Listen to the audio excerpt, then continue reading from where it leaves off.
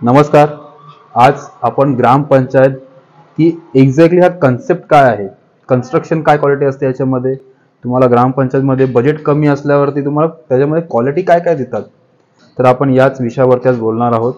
ग्रामपंचायत हे असा एक कन्सेप्ट आहे की मिडल क्लास माणसाला कमी प्राइसिंगमध्ये तुम्हाला घरं भेटतात.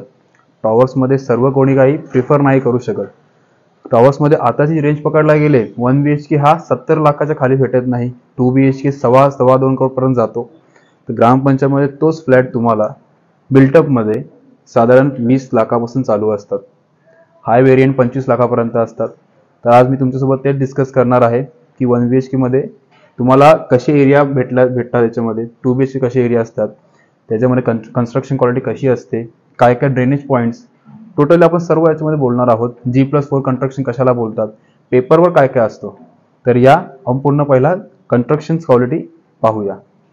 पहिले तर 1 BHK मध्ये 3 प्रकारचे 1 BHK असतात. ग्रामपंचायतमध्ये जो लेआउट असतो, पहिला असतो की लिव्हिंग रूम, अटॅच बॅल्कनी असते, शॉवरसाठी बाथरूम आणि WC, बाकी किचन आणि बेडरूम ॲज युजल सेम असतात. दुसरा 1 BHK आहे सेकंड 1 BHK असतो की लिव्हिंग रूम, तुम्हाला अटॅच बॅल्कनी मोस्टली सर्वांमध्ये जास्त, रेअरली कशामध्ये नसतो. हा आहे common bathroom, kitchen as usual तसंच असणार, प्लस मास्टर बेडरूम. हा आहे सेकंड लेआउट ग्रामपंचायतचा 1 BHK. आता थर्ड लेआउटकडे आपण जाऊया.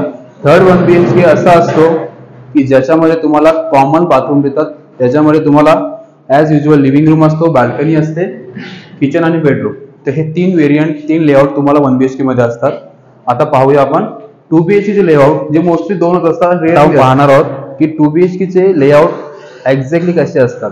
पहिले तर 2 प्रकारचे लेआउट असतात, ज्याच्यामध्ये एक कॉमन बाथरूम, मास्टर बेडरूम, एक कॉमन बेडरूम, लिव्हिंग रूम आणि किचन. सेकंड याच्यामध्ये बाथरूम वॉशरूम सेपरेट असतात आणि 2 ॲज युजल कॉमन बेडरूम असतात, लिव्हिंग रूम, किचन. तर पहिला व्हेरियंट आहे, याच्यामध्ये आपण पाहू शकतो की लिव्हिंग रूम आहे, अटॅच गार्डन बॅल्कनी येतं त्याच्यामध्ये, किचन, कॉमन बेडरूम आहे. सेकंड सुद्धा तुम्हाला याच्यामध्ये कॉमन बेडरूम दिलाय आणि WC शॉवर बाथ सेम असणार आहे तुम्हाला. हा आहे तुमचा फर्स्ट व्हेरियंट 1 BHK चा. सेकंड व्हेरियंट तुम्हाला दाखवतो. या सेकंड 2 BHK आहे, ज्याच्यामध्ये तुम्हाला living room plus attach balcony असतो. यात तुम्हाला एक कॉमन बेडरूम आणि एक मास्टर बेडरूम असतो. वॉर्डरोबसाठी वेगवेगळे स्पेसेस असतात, पण रेअरली खूप असतात तुम्हाला याच्यामध्ये. प्लस तुम्हाला याच्यामध्ये अटॅच बॅल्कनी सुद्धा बेडरूमसाठी अटॅच असते. हा आहे सेम तुम्हाला common bedroom. Kitchen as usual जसा तुम्हाला 1 BHK 2 BHK मध्ये प्रिफर करतात सेम असणार, फक्त साईज त्याच्यामध्ये मोठी असणार. आणि याच्यामध्ये तुम्हाला कॉमन बाथरूम. तर या प्रकारचे तुम्हाला 1 BHK आणि 2 BHK लेआउट असतात, ज्याच्यामध्ये तुम्ही पूर्ण व्हिडिओ पाहिलीच असेल. त्याच्यामध्ये 1 RK मोस्टली रेअरली काढतात. जो जुना कन्स्ट्रक्शन होता त्याच्यामध्ये मोस्टली 1 RK काढत होते. न्यू कन्स्ट्रक्शनमध्ये 1 RKच्या ऐवजी तुम्हाला लहान 1 BHK प्रिफर केले जातात. आता आपण पाहूया की ग्रामपंचायतमध्ये तुम्हाला क्वालिटी वाईज तुम्हाला काय काय ॲम्युनिटीज असतात, तर या पाहूया. पहिले तर आपण लिफ्टबद्दल बोलूया थोडंफार. याच्यामध्ये तुम्हाला G+4चा कन्स्ट्रक्शन असतो. G+4 म्हणजे काय असतं की ग्राउंड फ्लोर तुम्हाला पूर्ण पार्किंग असणार आहे, मोकळं एरिया असणार आहे आणि पहिला माला आणि चौथा माला त्याच्यामध्ये तुम्हाला same to same copy paste plan असणार आहे. पहिले तर 3 माळ्याच्या कन्स्ट्रक्शनला तुम्हाला लिफ्ट प्रोव्हाइड करून देत नव्हते बिल्डर्स, मग आता कॉमन केलं आहे सर्वांसाठी की 4 माळ्याचं कन्स्ट्रक्शन असलं तरी पण तुम्हाला लिफ्ट प्रिफर करून देणार आहेत. तर ही आहे ग्रामपंचायतमध्ये तुम्हाला लिफ्ट सुद्धा अवेलेबल करून देतात. दुसरं आहे पार्किंग स्पेस. हा आहे तुमच्यासाठी पार्किंग स्पेस. तुम्ही पाहू शकता तर कॉमन केलेला आहे तुम्हाला पार्किंग स्पेससाठी सुद्धा.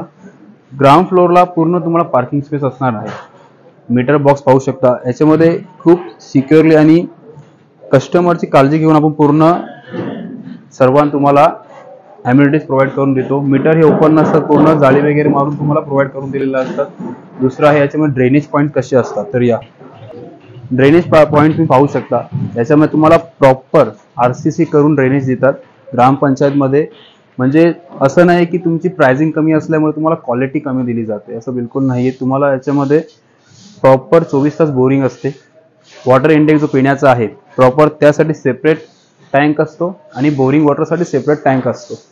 जसं तुम्ही पाहू शकता की ग्रामपंचायतला हा 2.5 ते 3 तास तुम्हाला ड्रिंकिंग वॉटर येतो, बिकॉज ग्रामपंचायतला तेवढी ऑथॉरिटी आहे. आणि दुसरी गोष्ट की सर्व कन्स्ट्रक्शन वेगवेगळे आहेत, ज्याच्यामध्ये तुम्हाला टाइम टू टाइम पाणी सप्लाय करण्यामुळे तुम्हाला 2 ते 2.5 तास तुम्हाला पिण्याचं वॉटर आहे, 24 तास बोरिंग आहे.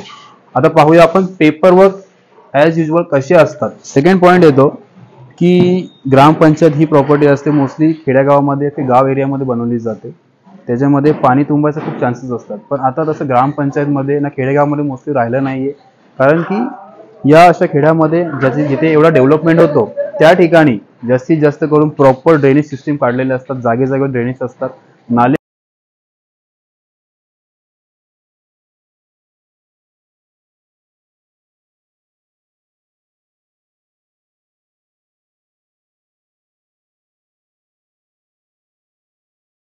सेकंड पॉईंट येतो की ग्रामपंचायतमध्ये हा कन्स्ट्रक्शन ॲज इट इज कसा बनवला जातो.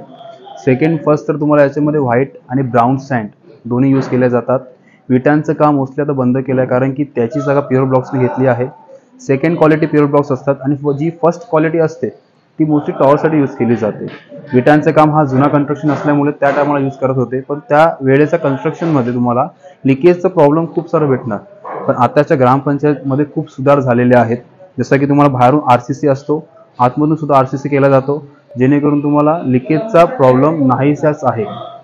याच्यामुळे तुम्हाला second quality pure blocks use केले जातात. तर ही आहे मेन क्वालिटी.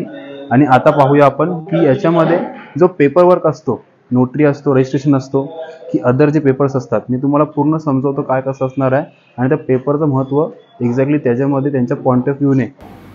तर एक्झॅक्टली तो पेपर वर्क आहे, त्याच्यामध्ये OC, CC, 7/12 आणि NA प्लॉट हे 4 पेपर खूप महत्त्वाचे असतात. OC म्हणजे काय असतो? OC म्हणजे एक्झॅक्टली तुमचा जो ग्रामपंचायत परमिशन असतो, जो त्यांच्या दायऱ्यामध्ये राहून ते लोक कामं करतात, त्याला OC बोलतात, ग्रामपंचायतची OC. CC म्हणजे की जो तुमचा ब्ल्यूप्रिंट असतो, तो तहसीलदारहून अप्रूव्ड होऊन तुम्ही त्या ब्ल्यूप्रिंटच्या नुसारच बिल्डिंगचं स्ट्रक्चर उभं करायला हवं. सेकंड येतो NA म्हणजे की ही शेतजमीन नाही असून याच्यासाठी तुम्ही डेव्हलपमेंट करू शकता, म्हणून सगळीकडे विचारलं जातं की NA पेपर तुमच्याकडे आहे का. त्याच कारणामुळे की NAच्या जागे जिथे NA असतो त्या ठिकाणी शेतजमीन नसते, तर डेव्हलपमेंटसाठी केली जाते, म्हणजे प्रॉपर तुम्ही रेसिडेन्शियल कमर्शियल्स वगैरे बांधू शकता. 7/12 कधी काही कस्टमर्स 7/12मध्ये आणि आदिवासी लँडमध्ये कन्फ्यूज होतात. आदिवासी लँड म्हणजेच की तुम्हाला साधारण एक 100 वर्ष 50 वर्ष लीजवरती ती जमीन दिली जाते. 7/12 म्हणजे की प्रॉपर मालकीची जमीन. मग समजा की ती जमीन माझी आहे, तर मी त्या जागेवरती बंगलो बांधणार, बिल्डिंग बांधणार, फिर कमर्शियल्स बांधणार. इट्स माय लुकआउट, बरोबर. तर प्रॉपर 7/12ची जागा आहे. आणि मेन असतो की काही ठिकाणी नोटरी केली जाते. नोटरी जिथे केली जाते समजून जायचं की ती इलिगल कन्स्ट्रक्शन आहे, कारण की तिकडे फायनान्स पण नाही देत आणि प्लस रजिस्ट्रेशन्स पण होत नाही. तर आपल्या प्रॉपर इथे पेपर वर्क आहे, प्रॉपर रजिस्ट्रेशन्स तहसीलदार ऑफिसमध्ये होतात, प्रॉपर फायनान्स बँक आपल्याकडे लोन देतात. तर हे महत्त्वपूर्ण काही पॉईंट्स आहेत जे ग्रामपंचायतमध्ये प्रॉपर्टीज घेताना तुम्हाला माहीत हवेत. अजून तुम्हाला काही इन्फॉर्मेशन लागत असणार तर सेकंड पार्ट नक्की बनवणार, पण कमेंट्समध्ये मला सांगा की तुम्हाला कशावरती सेकंड पार्ट हवा आहे. त्या पद्धतीमध्ये मी तुम्हाला पूर्ण इन्फॉर्मेशन कलेक्ट करून या व्हिडिओच्या माध्यमातून पुरवली जाणार. आणि अशाच इंटरेस्टिंग ग्रामपंचायतसाठी व्हिडिओसाठी नक्की फॉलो करा.